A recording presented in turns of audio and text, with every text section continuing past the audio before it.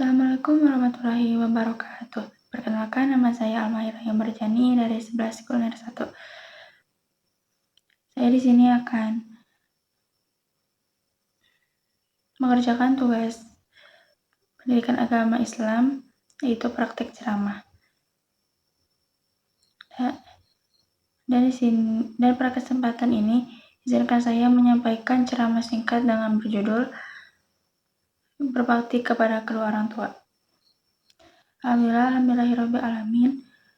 Alhamdulillahi hadana li hada wa ma kunna linahtadiya laula an hadanallah. Laqad ja'at rusuluna rabbina bil haqqi wa nudu an tilkumul jannatu uristumuha bima kuntum ta'malun. Asyhadu an la ilaha illallah wa asyhadu anna Muhammadan abduhu wa rasuluh sallallahu alaihi wasallam wa ala alihi wa ashabihi amma ba'd. Pertama-tama kita panjatkan syukur atas kehadirat Allah yang mana Allah telah memberi banyak sekali kita nikmat, dan nikmat itu percuma-cuma gitu. Seperti nikmat sehat, nikmat longgar, nikmat waras, dan banyak sekali nikmat yang Allah berikan kepada kita. Berbakti kepada kedua orang tua adalah kewajiban besar bagi setiap anak ya.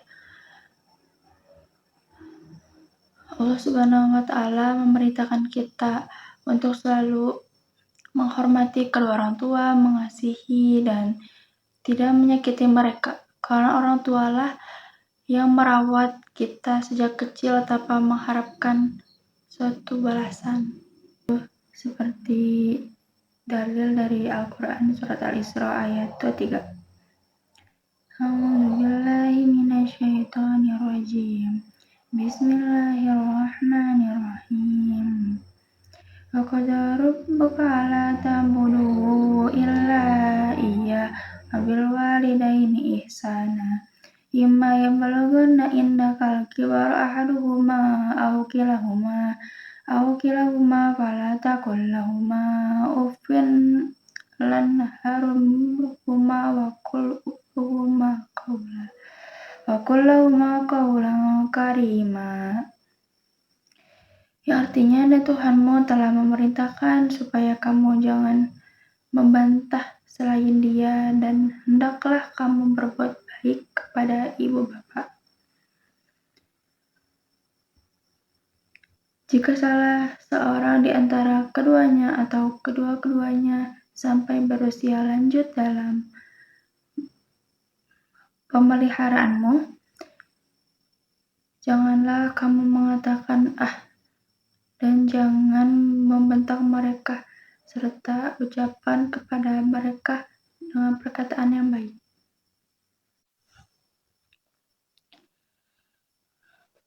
Kandungan dari ayat tersebut yaitu berbakti kepada orang tua berada di urutan kedua setelah perintah menyembah kepada Allah.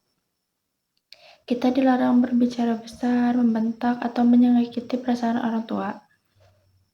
Harus berkata lembut dan menjaga sikap kepada mereka. Karena kita sebagai anak harus bisa menghormati kepada kedua orang tua dan jangan sampai berbicara yang kasar kepada kedua orang tua, apalagi sampai menyakiti hati orang tua.